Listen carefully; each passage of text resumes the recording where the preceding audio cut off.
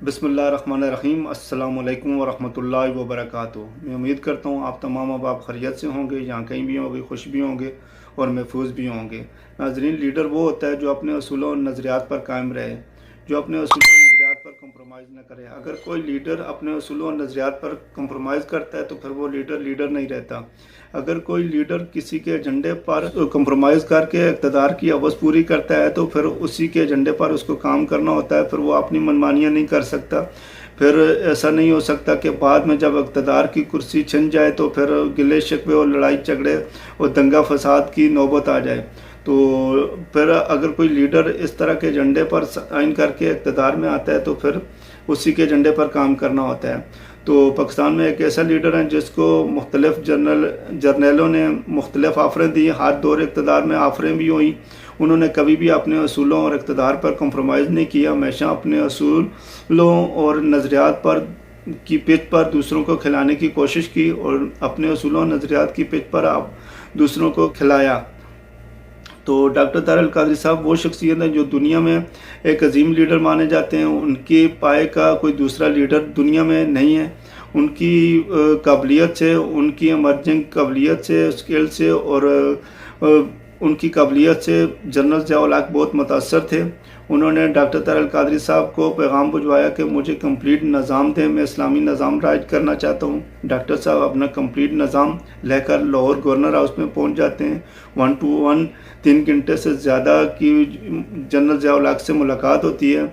और जनरल ज़िया-उल हक को जब डॉक्टर तारल कादरी साहब ने बोला कि आपकी जो टीम है इसको चेंज करना होगा, रिप्लेस करें, क्योंकि डॉक्टर तारल कादरी साहब की बसीरत उस वक्त भी इसी निज़ाम पर थी, क्योंकि उनको पता था तो कि उस टाइम भी इसी तरह के जो है ना निज़ाम का सिस्टम था कि अगर यही सिस्टम रहा तो फिर जो है ना ये निज़ाम ना इम्प्लीमेंट हो सकता है, ना ही इसका कोई फ़ायदा है। तो जनरल ज़िया-उल हक ने इनकार कर दिया कि ये मेरी मजबूरी है, ये मैं नहीं कर सकता, क्योंकि डोरियाँ ऊपर से हिलती हैं, उसी को मानना पड़ता है। तो डॉक्टर तारल कादरी साहब ने फिर बोला कि मैं ये निज़ाम, ये फ़ाइल आपको नहीं दे सकता। डॉक्टर तारल कादरी साहब ने अपनी फ़ाइल उठाई और बाहर निकल आए। तो क्योंकि जनरल ज़िया-उल हक बहुत खौफज़दा हुए उनसे, क्योंकि उनको पता था जनरल ज़िया-उल हक को कि शायद ये ऐसा कोई निज़ाम राइज कर लेंगे या इस तरह का कुछ एक्टिविटी हो जाएगी जो उनके लिए सूदमंद साबित नहीं थी। तो जनरल ज़िया-उल हक ने डॉक्टर तारल कादरी साहब को मुख्तलिफ़ किस्म की ऑफ़र दी, क्योंकि उनका इस्लामी बोर्ड था, उसके चेयरमैन की ऑफ़र दी, वज़ीर तालीम की, वज़ीर कानून की, और इस तरह सफ़ीर की डॉक्टर तारल कादरी साहब को ऑफ़र की गई। लेकिन डॉक्टर तारल कादरी साहब ने अपने असूलों और नज़रियात पर कायम रहते हुए शुक्रिया के साथ इन सब ऑफ़रों को ठुकरा दिया।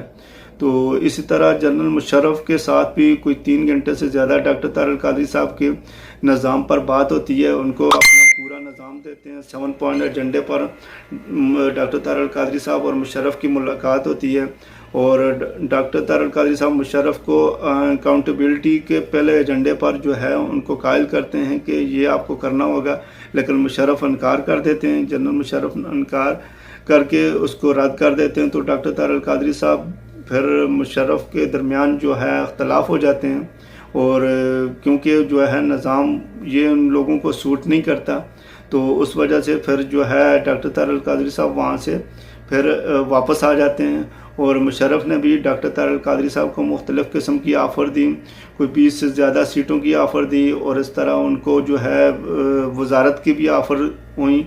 लेकिन डॉक्टर तारल कादरी साहब ने ये सारी ऑफ़रें, ये सारे होते शुक्रिया के साथ ठुकरा दिए। इसी तरह फिर जब डॉक्टर तारल कादरी साहब ने एक स्मार्ट मूवमेंट चलाई थी 2014 के धरने में, इसी तरह जो है उन्होंने अपना एक नज़रिया दिया, एक आइनी एजेंडा दिया, उस पर कायम करने के लिए हुकूमतों के साथ मुख्तलिफ़ किस्म के उन्होंने ऑफ़र लगाई कि मेरे साथ टेबल टॉक करो। लेकिन 2013 में डॉक्टर तारल कादरी साहब ने एक स्मार्ट मूवमेंट चलाई थी इलेक्टोरल रिफॉर्म के हवाले से, जो 4 रुकनी एजेंडा था उनका, और हुकूमत के साथ उन्होंने मुख्तलिफ़ किस्म की ऑफ़र की कि मेरे साथ टेबल टॉक करो, अगर मुझे कायल कर लिया तो मैं हार मान लूँगा और मैं विड्रा कर लूँगा। अगर आप मेरे एजेंडे को जो है ना नहीं साबित कर सकते तो फिर आपको ये रिफॉर्म जो है ना इम्प्लीमेंट करना होगी। तो खैर उस वक्त तो लॉन्ग मार्च से पहले हुकूमत जो जरदारी साहब की थी उन्होंने इसको कोई अहमियत नहीं दी और टस से मस नहीं हुआ। जब डॉक्टर साहब ने अपनी स्मार्ट मूवमेंट आगे बढ़ाई और डीचओ तक पहुँचे। तो फिर उन्होंने आखिरी जो एक वार्निंग दी, तो उसके बाद फिर हुकूमत और अदारे हरकत में आए और मुख्तलिफ़ जमातों पर 7 रुकनी कमेटी भिजवा कर डॉक्टर साहब को साथ मीटिंग के लिए भिजवाई गई। डॉक्टर साहब के कंटेनर में वो मीटिंग हुई और उसमें डॉक्टर साहब का जो 4 रुकनी इलेक्टोरल रिफॉर्म का एजेंडा था उसको एक्सेप्ट किया गया। उसको सदर हाउस से अप्रूव करके उसको इम्प्लीमेंट करने का वादा किया, यकीन दहानी करवाई। गो के बाद में वो अपने वादे और अपने उस माहदे से मुकर गए। तो ये उनका जो है कि फितरती अमल है इन झूठे सियासतदानों का। तो डॉक्टर साहब ने अपनी बेदारी शोर की मुहिम जारी रखी और मुख्तलिफ कॉन्फ्रेंस और जलसे रैलियाँ निकालते रहे। और उसके बाद फिर डॉक्टर साहब की बेदारी शोर की मुहिम के दौरान उन्होंने इनकलाब मार्च का ऐलान किया, जिसमें फिर नवाज शरीफ की हुकूमत थी, उन्होंने इनकलाब मार्च से खाइफ होकर मॉडल टाउन पर अटैक किया। 14 कारकुनों को शहीद किया गया और 100 से ज़्यादा कारकुनों को ज़ख्मी किया गया। और उसके बाद डॉक्टर तारड़ कादरी साहब ने इनकलाब मार्च किया। इनकलाब मार्च में 70 दिन तक धरना दी, आईनी सबक पढ़ाते रहे और 70 दिन तक अवाम को पुकारते रहे कि निकलो बाहर, इस जुल्म इस जबर के निज़ाम के ख़िलाफ़, इस निज़ाम को उखाड़ कर समुंदर पार करने में मेरा साथ दो। लेकिन अवाम उस वक्त टस से मस नहीं हुई, क्योंकि अवाम उस वक्त गफलत की नींद सो रही थी। तो इस जुल्म के साथ अवाम ने कंप्रोमाइज़ किया हुआ था। तो डॉक्टर तारड़ कादरी साहब ने फिर सोचा कि क्योंकि अगर वो अपने 10,000 कारकुन शहीद करवा कर भी उनको ये एहसास हो गया था कि ये अवाम उनके अल्लाह न करे कि उनकी जो लाशों उठाने भी ये नहीं आएंगे। तो डॉक्टर तारड़ कादरी साहब ने फिर वो धरना ख़त्म कर दिया और वो इस वक्त अपनी तन्हाई में अपनी जो तसनीफ़ का उनका अमल है वो कंप्लीट कर रहे हैं और उनका बेदारी शोर मुहिम जारी है। और उनका जो इनकलाबी विजन है, इनकलाब का जो एजेंडा है उसको जारी व सारी है और उनकी ग्राउंड लेवल सतह तक उस पर नेटवर्क काम कर रहा है।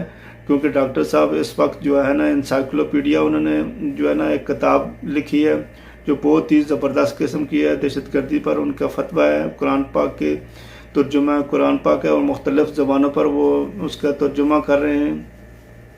तो उन्होंने मुख्तलिफ़ किस्म के इस तरह की जो है ना 1000 से ज़्यादा कुतुब जो है ना लिख चुके हैं और कुछ प्रिंटिंग मराइल में और कुछ तस्नीम मार्केट में आ चुकी हैं और मुख्तलिफ़ इंटरनेशनल सतह पर 100 से ज़्यादा डॉक्टर साहब के जमात के जो मिनाजुल कुरान का नेटवर्क है वो मुख्तलिफ़ दौरे करते हैं और अपने इंटरनेशनल सतह पर अपनी तंजीम अपनी जमात को जो है उन्होंने फ़ाल रखा हुआ है और मुख्तलिफ़ कंट्री के दौरे जात होते हैं और अपनी तसनीफ़ जो है मुकम्मल कर रहे हैं।